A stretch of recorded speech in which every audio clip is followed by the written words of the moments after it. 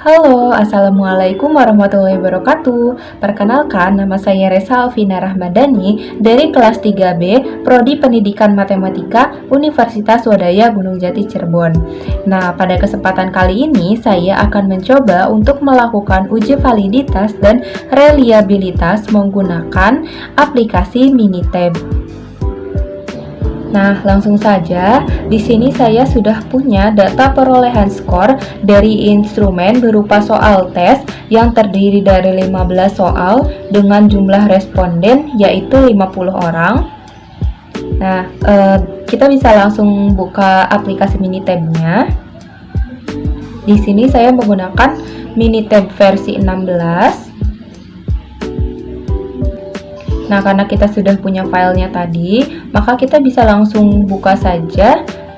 Kita ke file, kemudian klik open worksheet.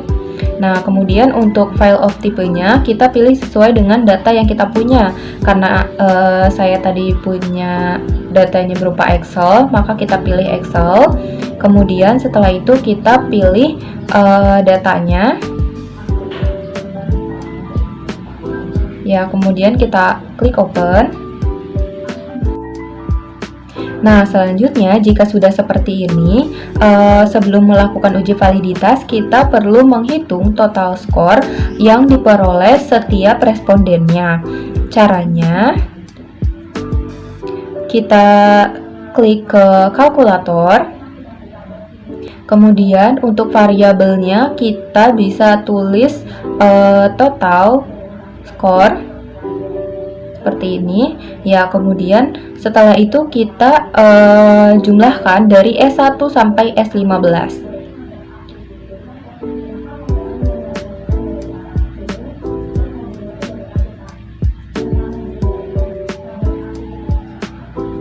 Ya, setelah itu kita klik OK.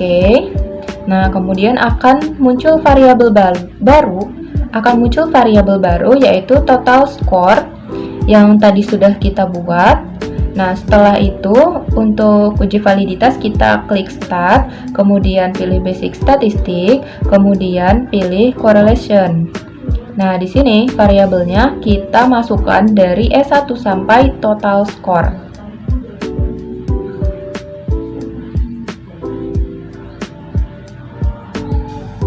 Nah, jangan lupa untuk display p-values-nya kita checklist, kemudian klik OK. Nah, di sini akan muncul seperti ini.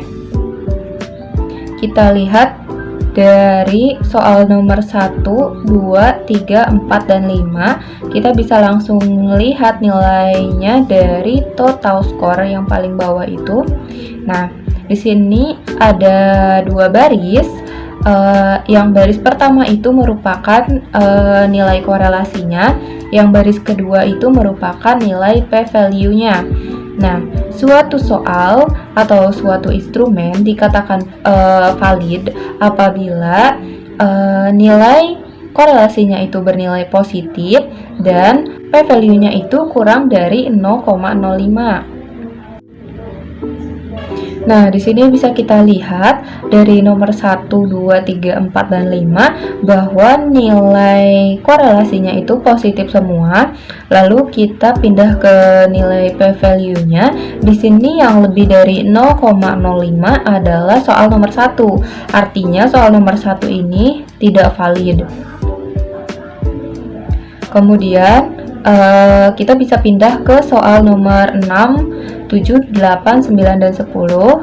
Kita lihat lagi ke total skornya. Nah, di sini nilai korelasinya itu bernilai positif semua. Kemudian untuk p-value-nya yang lebih dari 0,05 adalah soal nomor 9 dan nomor 10.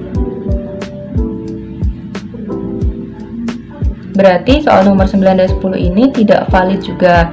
Kemudian kita lanjut ke nomor 11 sampai 15. Nah, di sini korelasinya bernilai positif semua. Lalu p-value-nya yang lebih dari 0,05 adalah soal nomor 12. Berarti soal nomor 12 ini juga tidak valid. Lalu bagaimana dengan soal-soal yang tidak valid itu? Nah, di sini peneliti bisa merubah soalnya agar menjadi valid atau bisa juga membuang soal-soal tadi. Artinya, soal-soal yang tidak valid itu tidak akan digunakan. Soal-soal yang tidak valid tadi yaitu soal nomor 1, 9, 10, dan 12 tidak akan saya gunakan. Nah, karena tidak digunakan, maka itu akan merubah total skor yang sebelumnya kita hitung, sehingga kita akan membuat total skor yang baru tanpa menambahkan skor-skor dari soal-soal yang tidak valid tadi. Caranya sama seperti yang pertama, kita ke kalkulator. Kemudian untuk variabelnya kita bisa ubah menjadi total skor 2. Nah, kemudian untuk yang di bawah ini kita buang S1, S9, 10, dan 12. Kemudian kita klik OK. Nah, nanti akan muncul variabel baru yaitu total skor yang kedua yang tadi kita hitung.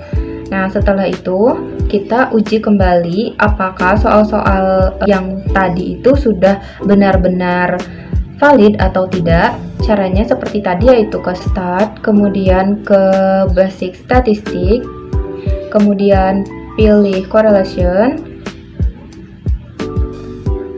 Nah, di variabel ini kita masukkan semua kecuali yang tidak valid, yaitu S1, S9, 10, dan 12.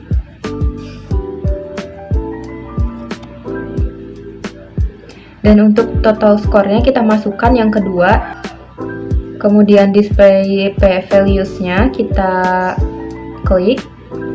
Kemudian kita OK. Nah, setelah itu akan muncul uji korelasi yang baru. Nah, di sini kita lihat untuk soal yang nomor 2, 3, 4, 5, dan 6. Kita cek di total skornya. Nah, di sini nilai korelasinya positif semua dan nilai p-value-nya juga tidak lebih dari 0,05. Maka ini semua valid. Lanjut kita ke soal nomor 7, 8, 11, 13, dan 14.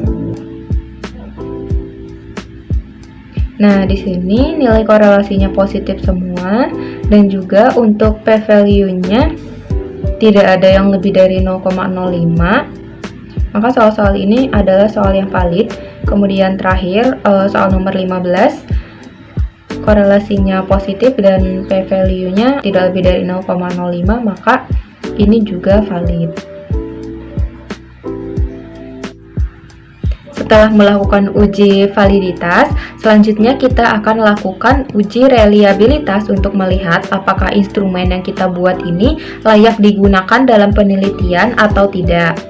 Caranya, pertama kita ke start, kemudian kita pilih multivariate, kemudian item analysis. Nah, nanti akan muncul seperti ini. Untuk variabelnya kita masukkan yang valid saja.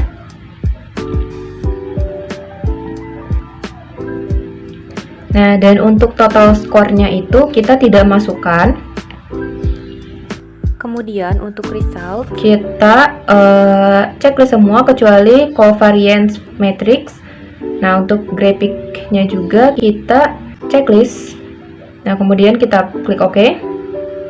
Nah, nanti akan muncul grafik-grafik seperti ini. Grafik-grafik ini menunjukkan kevaliditasan data, di mana jika grafik ini cenderung naik, maka data tersebut bisa dibilang valid. Dan sebaliknya, jika menurun maka tidak valid. Namun karena kita sebelumnya sudah melakukan uji validitas, maka ini bisa kita kesampingkan dulu untuk kita lihat uji reliabilitasnya.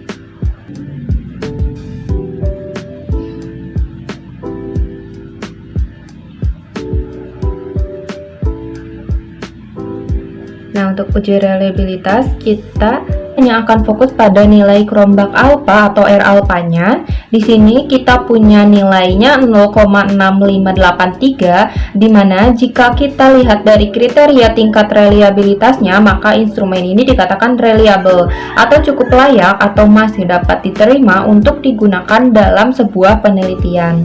Nah, mungkin itu saja yang bisa saya sampaikan. Kurang lebihnya mohon maaf. Wassalamualaikum warahmatullahi wabarakatuh.